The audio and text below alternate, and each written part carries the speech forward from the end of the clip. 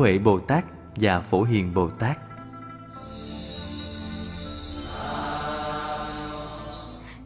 Liên Hoa Tịnh Hội của Từ Giác Thiền Sư không chỉ cảm ứng hai vị thánh đức, đồng thời còn là những người gần xa đều tới nơi đây niệm Phật tu hành, cùng lên liên đài.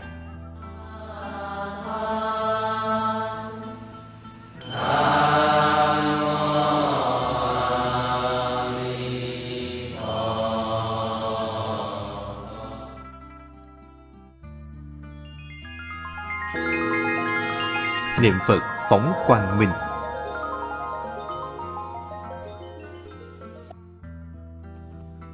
Đời Đường có một vị Đạo Ngang Pháp Sư, một lần khai giảng kinh ở Hàng Lăng Sơn Tự. Giảng đến trời nhá nhem tối, lại không có đèn cầy thắp sáng.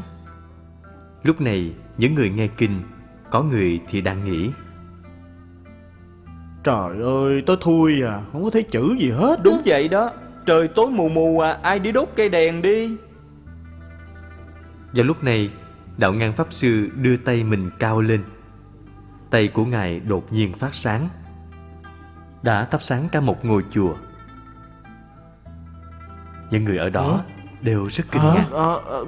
Chà, thật là kỳ diệu, tay của sư phụ phát sáng kìa. Mọi người nhìn đi. Đúng vậy, thiệt là kỳ lạ, giống như ánh sáng mặt trời vậy đó. Đạo Ngang Pháp Sư nhìn mọi người đang kinh ngạc, bình thản nói: Ánh sáng này vốn sẵn có, sáng soi chiếu diệu, không có điều gì kỳ lạ hết.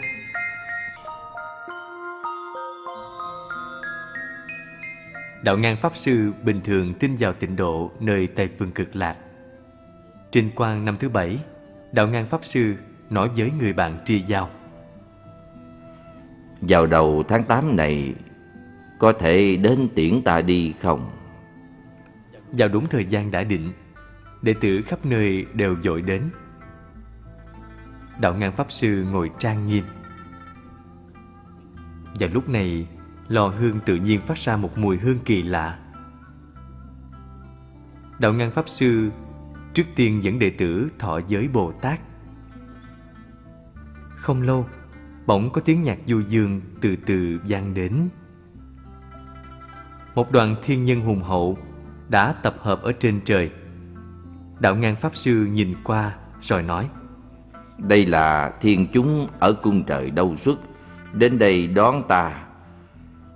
Nhưng trước nay lòng tin của ta là tịnh độ nơi Tây Phương Cực Lạc. Làm thế nào toại nguyện cho ta? Vừa mới nói xong, thiên nhân thiền nhạc biến mất không thấy nữa. Lúc này, diệu âm hương hoa nơi Cực Lạc thế giới cũng từ từ đến, như đám mây màu sắc bay ở trên đầu của mọi người. Mọi người nhìn thấy cảnh tượng như vậy cảm thấy rất thích thú. Đạo Ngang Pháp Sư nói với mọi người: Mọi người chăm chỉ niệm Phật. Hiện nay tịnh độ nơi Tây Phương Cực Lạc đã hiển linh đến đón ta đi. Ta phải đi rồi. Sau khi nói xong, Đạo Ngang Pháp Sư đã bình thản yên tịch trên pháp tọa, giảng sanh về An Lạc Quốc.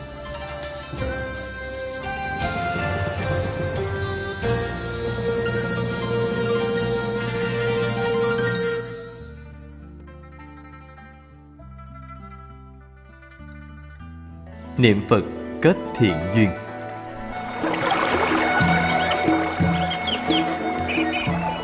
Đời Tống có vị Văn Ngạn Bác tiên sinh, từng làm quan đến chức thái sư, lại được hoàng thượng phong là Lộ Quốc công. Có một lần, ông đến Long An Tự thiết trai cúng dường sư phụ. Khi ông đến đại điện để lễ Phật, đột nhiên thấy một tượng Phật được đặt trên điện, do lâu năm nên bị hư, đã rớt xuống đất. Văn Ngạn Bác không muốn hành lễ nữa. Ông chỉ chiêm ngưỡng bằng mắt, sau đó bỏ đi.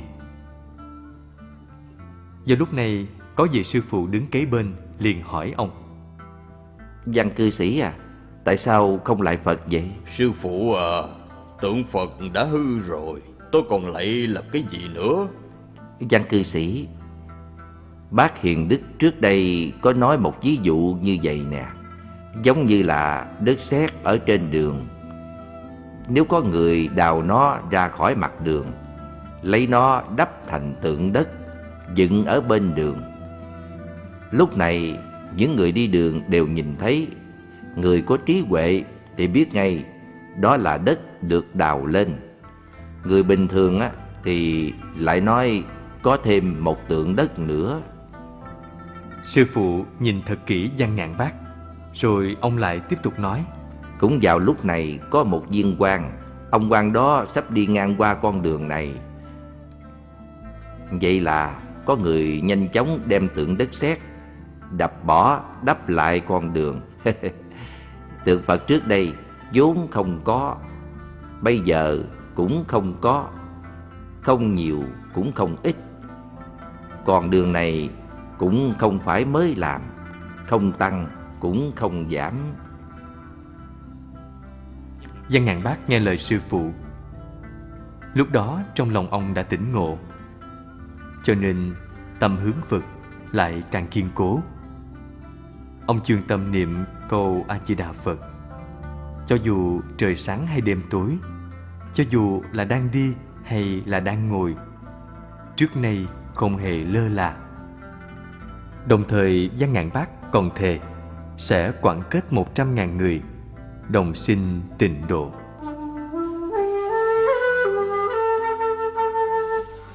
Ý, nhiều người quá, định đi đâu vậy?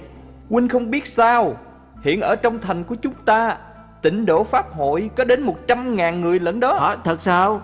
Sau đó, Văn Ngạn Bác và Tịnh Nghiêm Pháp Sư ở Kinh Thành tập hợp hơn 100.000 người cùng niệm Phật tu hành.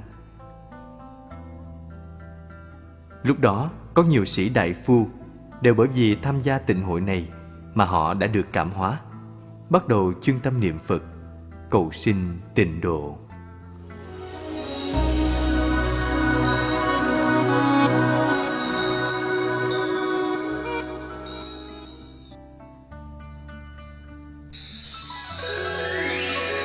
Niệm Phật chắc chắn được giảng sanh.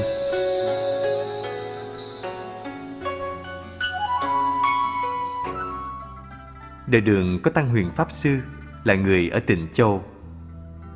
Học vấn và phẩm đức của Ngài đều được nhiều người ngưỡng mộ. Vào năm Ngài 96 tuổi, Ngài đã đọc được quyển An Lạc Tập, mới bắt đầu hồi tâm niệm Phật. Tôi đã 96 tuổi rồi. Nếu như không chuyên tâm niệm Phật, e là sẽ không kịp nữa. Thế là Tăng Huyền Pháp Sư đã sớm tối bái lạy Phật 1000 lần, niệm Phật 8 đến 9 vạn lần. Niệm Phật chuyên tâm như vậy, niệm được 5 năm.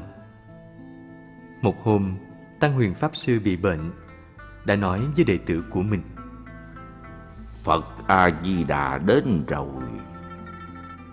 Đồng thời cho ta một bộ hương y. Hoàng Thế Âm Bồ Tát và Đại Thế Chí Bồ Tát đi ở phía trước, và vô số Bồ Tát nữa đầy khắp hư không.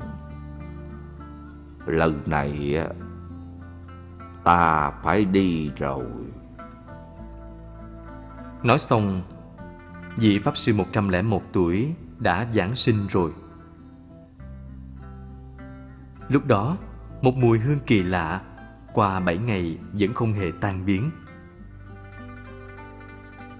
Sau đó, hai người tận mắt thấy sự việc, đó là Khởi Phương và Diên Quả Pháp Sư. Trong thời gian kiết hạ tại Ngộ Trinh Tự, chuyên tâm niệm A-di-đà Phật. Đồng thời, họ đặt lên tay tượng Quan Âm một cành dương xanh tươi, phát nguyện nói: Nếu có thể phát sinh nơi đất Phật, 7 ngày sau cành dương sẽ không khô héo.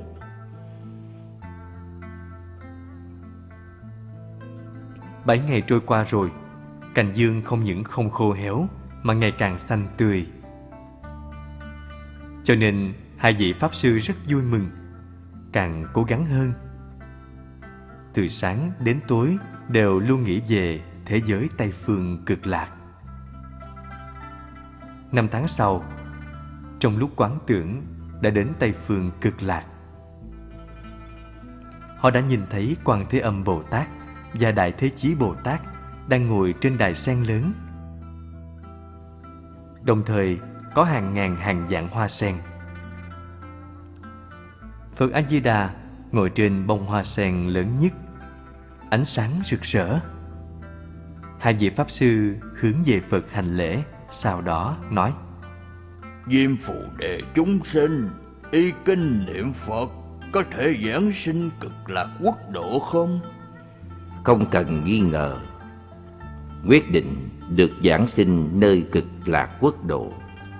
Sau đó, hai vị Pháp Sư lại được nghe Thích Ca Mâu Ni Phật và Văn Thù Bồ Tát cùng đọc Pháp Hoa Kinh. Ngoài ra, họ còn thấy rất nhiều người niệm Phật giảng sinh. Sau khi hai vị Pháp Sư tu trong quan tưởng xuất định đã kể với các đệ tử tu về cảnh tượng đó. Các con phải chuyên tâm niệm Phật. Những lời sư phụ nói tất cả đều là sự thật.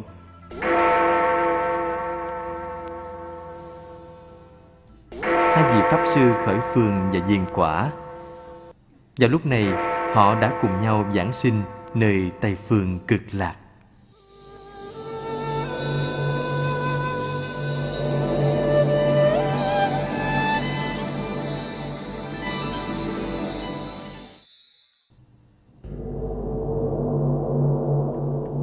Phật là Đại Pháp Dương. Huệ Diễn Đại Sư, sư tổ của Tịnh Độ Tông, Đồng Tẩn Thái Nguyên Hiếu Vũ Đế năm thứ 9 đã đến Lư Sơn. Lúc đó, nơi đây vẫn còn rất hoang vu. Huệ Diễn Đại Sư dùng tích trượng trong tay mình đập xuống đất, sau đó nói: Có nguồn nước ở đây. Đột nhiên một nguồn nước trong lành từ trong đất ào ạt chảy ra.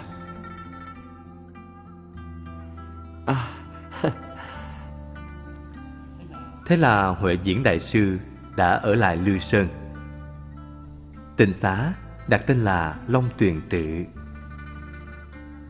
Đại thúc ơi, cho hỏi, không biết mọi người đang định đi đâu vậy? Nghe nói Huệ Diễn Đại Sư ở Lư Sơn, bọn ta định đến đó đây. Vậy tôi đi với mọi người có được không? Được chứ. Cảm ơn nha, cảm ơn.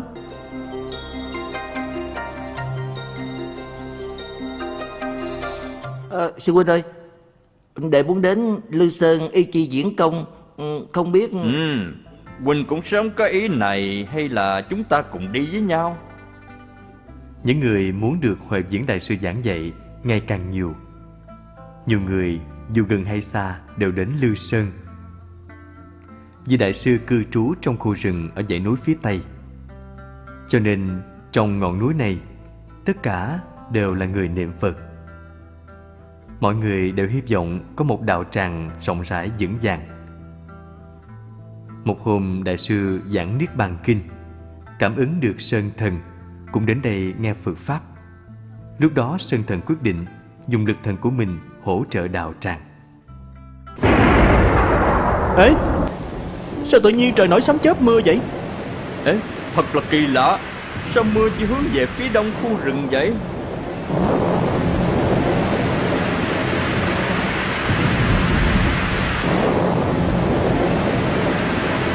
Sau khi cơn mưa lớn dứt, phía đông Lư Sơn đột nhiên xuất hiện một khoảng đất trống rộng lớn. Đồng thời, số gỗ cần cho việc xây dựng cũng được chuẩn bị sẵn. Sự việc này đã được Thái thú Giang Châu Hoàng Y Tiên Sinh biết được. Đạo đức và trí tuệ của Diễn Công thật khiến người ta khâm phục. Ta phải dâng tấu lên triều đình, xin lập tự cho Diễn Công tại Lư Sơn Đông Lâm. Năm 11 Thái Nguyên, Lư Sơn Đông Lâm tự dưới sự mong mỏi của mọi người cuối cùng cũng đã hoàn thành. Đại diện của Đông Lâm tự được gọi là Thần Vận Điện. Sau đó cả đời Diễn Công đều ở Đông Lâm Tự giáo hóa chúng sanh, thành tâm niệm Phật. Trước khi Huệ Diễn Đại Sư giảng sinh, Phật A-di-đà đã nói với ông: Ta lấy duyên bổn nguyện lực đến an ủi ngươi. Sau 7 ngày nữa giảng sinh nơi nước của ta. Quả nhiên, Đồng Tẩn An Đế Nghi Hy ngày mùng 6 tháng 8 năm thứ 12 viên tịch trong thế ngồi niệm Phật, thọ 83 tuổi. Người đời sau tôn là Liên Tông Sơ Tổ.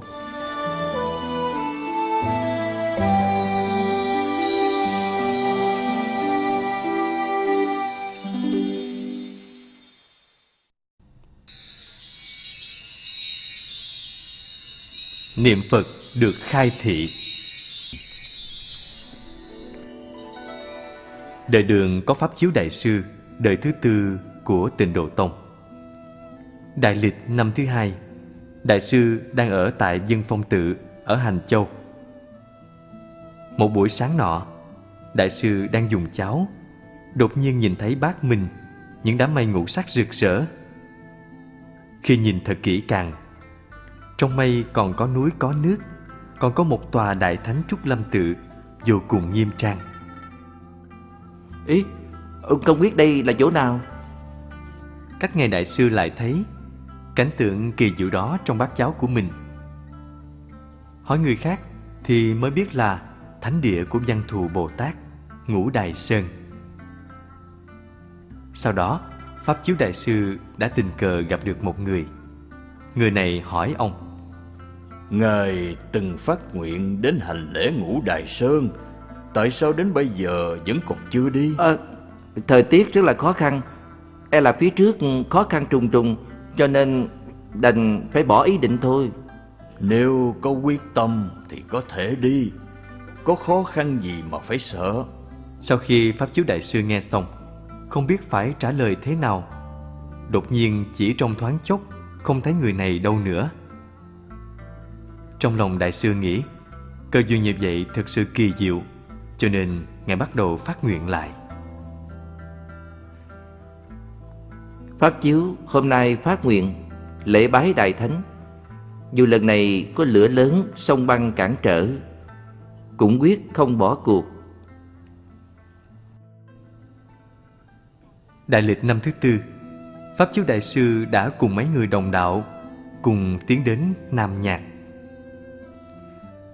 Quả nhiên trên đường đi rất thuận lợi.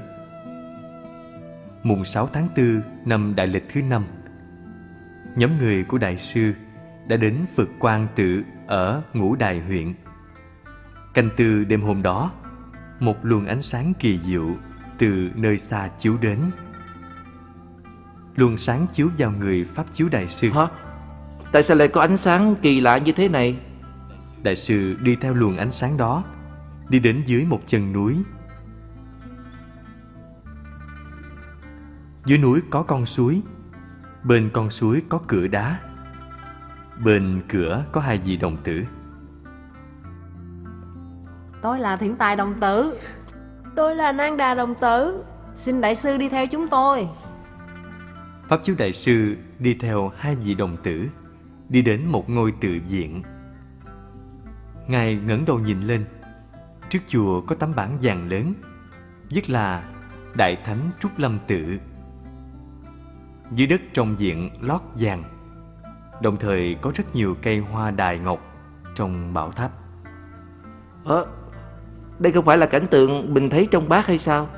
Đại Sư vừa vui mừng vừa kinh ngạc.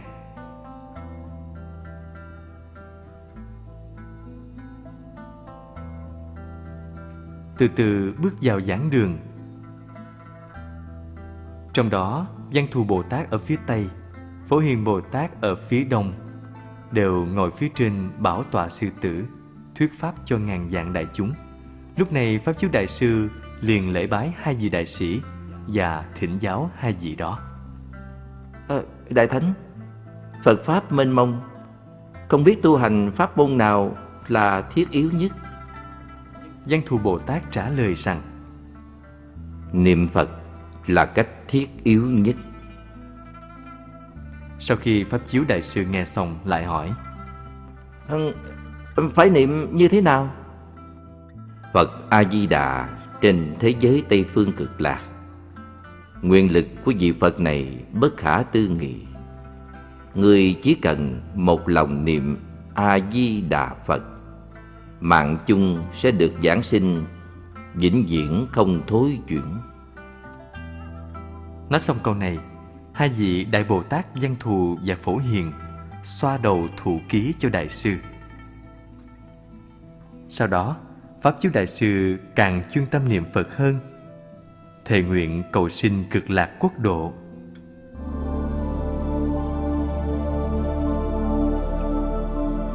Một hôm, Đại sư đang niệm Phật, đột nhiên nhìn thấy một vị tăng nhân Ấn Độ nói với mình: Hoa sen của Ngài đã thành tựu rồi, 3 năm nữa sẽ nở. 3 năm sau đó, Pháp Chiếu Đại sư nói với mọi người